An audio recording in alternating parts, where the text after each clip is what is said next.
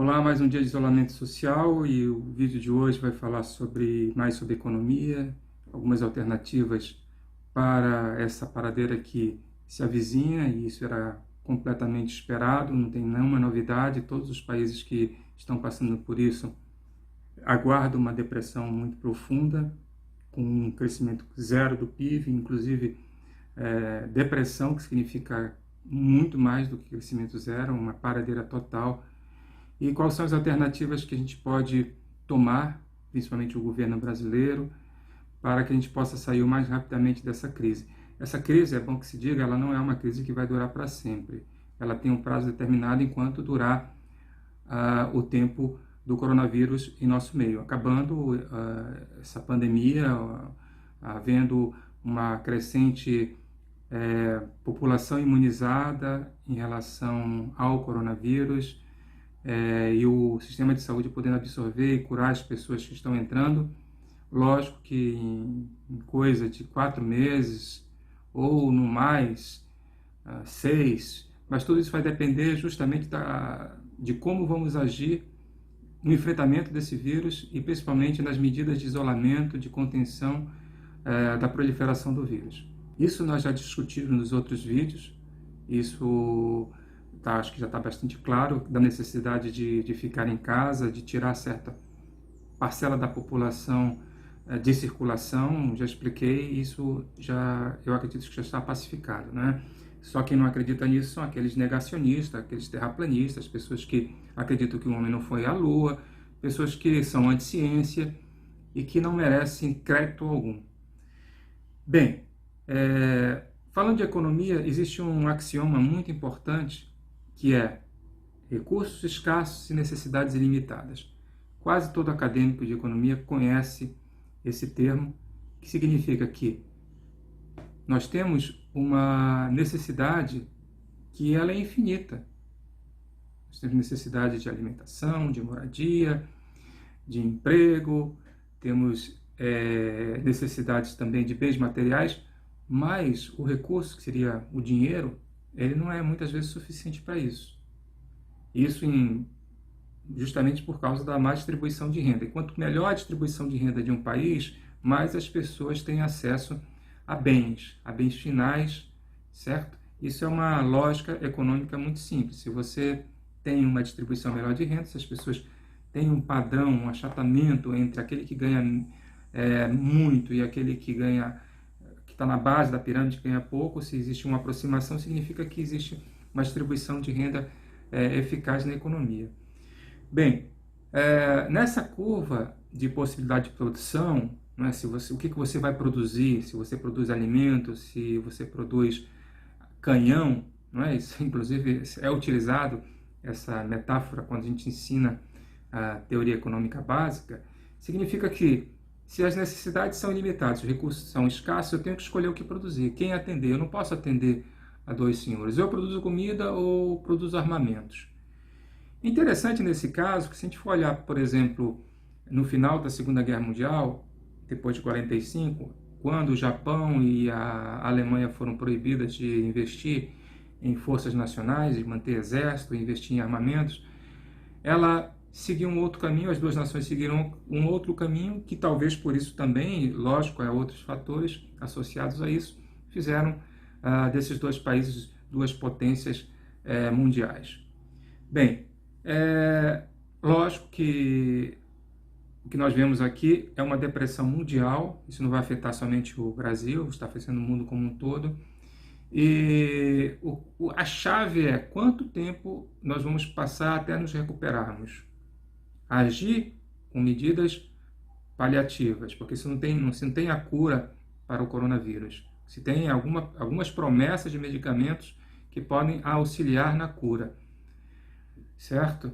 Então, se você não tem a cura, o que a gente tem que fazer é tentar ter algumas medidas que possam fazer que nós saiamos mais rapidamente dessa crise do que os outros países. Alguns países estão se aprofundando na crise justamente porque não implementaram políticas de distanciamento social, e por isso estão se alongando mais do que deveriam nessa crise.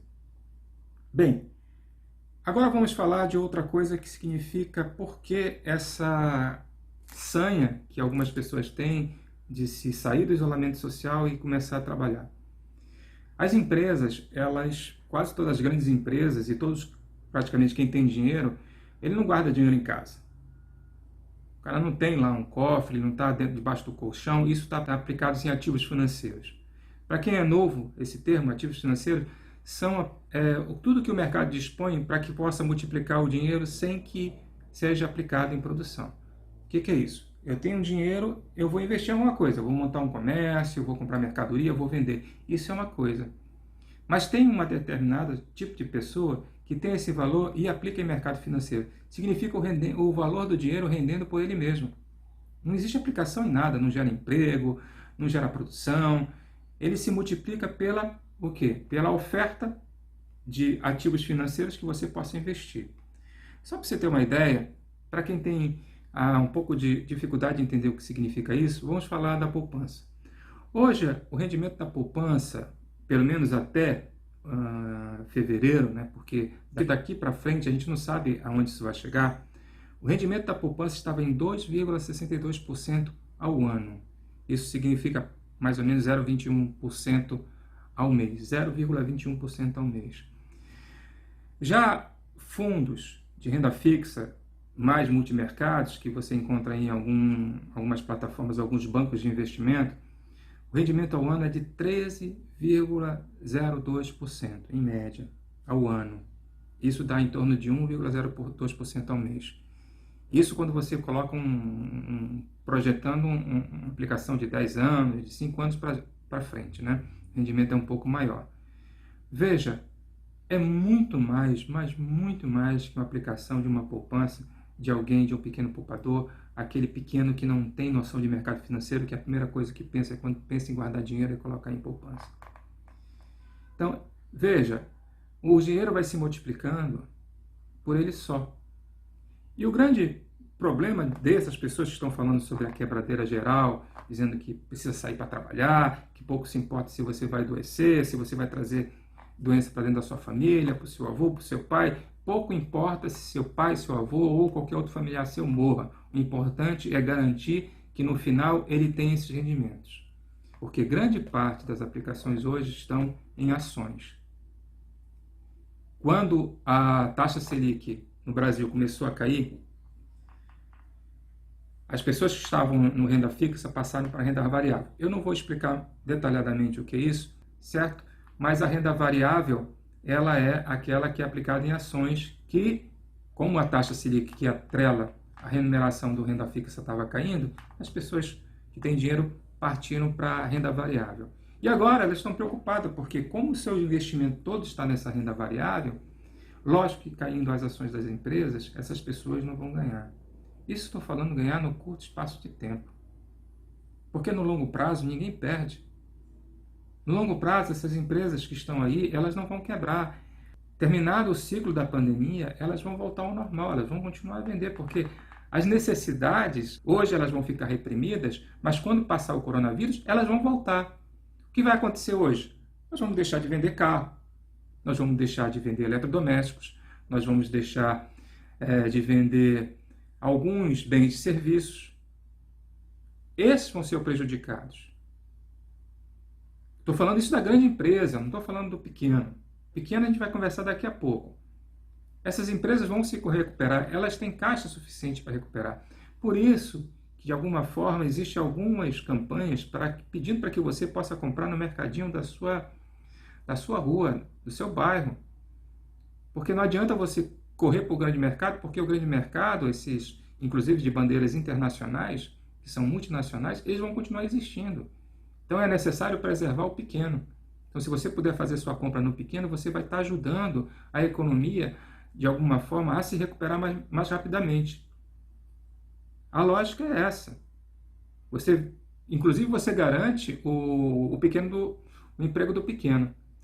No vídeo passado, eu falei da alternativa, que é a securitização da folha de pagamento das grandes empresas, médias e grandes empresas, que está dentro desse pacote. Bem, o que se fala hoje, voltando ao assunto do que pode ser feito para o coronavírus, vamos falar de renda mínima. Esse termo começou a ser muito falado agora E o que eu vejo é que depois que passar o coronavírus, a gente vai ter oportunidade de ver uma mudança de pensamento, principalmente no que se refere à distribuição de renda no Brasil. Depois do coronavírus, nós vamos perceber como é importante a gente manter uma distribuição de renda mais equitativa na sociedade, diminuindo esse hiato entre gente que ganha muito e gente que ganha pouco. Vamos discutir que é necessário que aqueles que não tenham renda, isso vai muito além de Bolsa Família, o coronavírus vai modificar a forma que as pessoas pensam a distribuição de renda. Algumas pessoas, às vezes, brincam de ser pobre. E eu vou dizer um exemplo que eu tive há um tempo atrás, quando eu visitei um bairro aqui, um bairro bem periférico aqui de Manaus, que chama Alfredo Nascimento, e eu visitei um padre jesuíta onde ele morava, e ele me chamou à janela, abriu a janela e disse assim: João, eu brinco de ser pobre, porque a pobreza está ali. Abriu a janela, mostrou. Essa família que você está vendo aí embaixo, ela não tem o que comer, tem pessoas que não têm, estão doentes, que não têm acesso a remédios, a saúde, não tem plano de saúde. Elas vivem esse mundo, essa é a realidade delas. Por mais que eu esteja aqui, que eu more aqui, que eu viva com essas pessoas aqui, infelizmente, eu não posso fazer muito. E tem mais, uma vez por ano eu saio de férias, eu tenho plano de saúde, eu posso me desligar disso aqui, porque isso não é minha realidade. Eu vivo aqui, mas isso não é minha realidade. Minha realidade é essa. E recentemente eu vi também uma declaração do economista Eduardo Moreira, que ele falou basicamente isso, que ele falou que queria ter uma experiência, que ele teve uma experiência vivendo em favela, e que ele ia ter uma experiência vivendo também em presídios, porque ele queria viver isso. Mas aquilo não é a realidade dele. Ele vai passar um tempo lá, vai ter essa experiência, mas ele vai sair dali, ele tem um plano de saúde, ele tem uma segurança financeira, que aquelas pessoas que estão lá, que ele visitou, vão ficar do mesmo jeito. Ele vai ter, é como se fosse uma Disneylândia, né, do terceiro mundo, da pobreza, que a pessoa vai lá, vê, tira foto, pô, legal, olha só como é que é isso, como é que eles vivem aqui, como é que consegue viver. Só que, por mais que possa parecer um pouco hipócrita isso, pelo menos o Eduardo Moreira pensa em soluções para resolver isso. Uma pessoa bem nascida, que quer ter essa experiência, e pensa em soluções, porque aí ele usa a inteligência dele para tentar propor soluções. E a solução que tem é o que basicamente os países estão caminhando, é para a renda mínima. Renda mínima não é esmola. Renda mínima, inclusive, ela pode ser utilizada como um motor de crescimento econômico se também for garantido acesso à educação, para que essas pessoas que estejam na renda mínima hoje possam ter oportunidade para investimento no futuro, investindo em si mesmo, em educação, e que elas possam entrar no mercado de trabalho muito mais consciente do seu papel no mundo do que é agora. Nós temos um colapso muito grande, inclusive na nossa própria política, pela ignorância que as pessoas têm em não saber escolher, não se conseguir se posicionar no mundo e não conseguir... Nosso processo de escolher mal os nossos políticos passa pelo processo educacional, que nós somos muito mais fáceis de ser enganados sendo ignorantes. A alienação, ela vem da ignorância ou através do não conhecimento. Bem, por toda crise, no final, ela pode nos deixar melhor do que nós entramos. Eu tenho esperança que tudo isso que está acontecendo conosco, nesse momento, nesse início dessa década, tenha um sentido que possa transformar a nossa maneira de ver o mundo e a nossa maneira de ver como é que é a distribuição de renda nesse país. Nós precisamos descer a ladeira ou então subir os morros, depende da situação, e conhecer a realidade daquelas pessoas que precisam.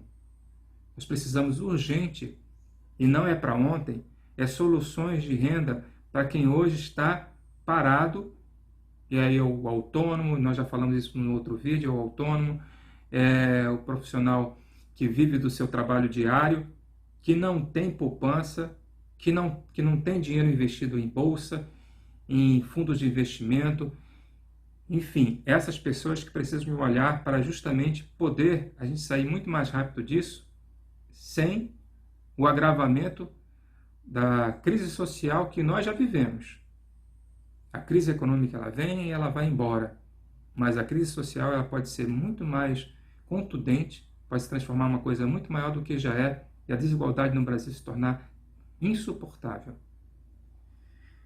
E precisamos olhar para isso, olhar com olhos de misericórdia, com olhos fraternos, solidários, e abrir os braços, parar com a picuinha, parar com qualquer tipo de guerra ideológica. Isso não leva a absolutamente nada. Nós precisamos olhar para o ser humano, porque sem o ser humano não há trabalho, não há desenvolvimento econômico, não há justiça social e não há política. Precisamos resolver urgentemente como vamos alimentar os brasileiros que hoje estão parados. Essa é a mensagem que eu deixo hoje. Termino dizendo que Deus nos abençoe e que acredito que dias melhores virão.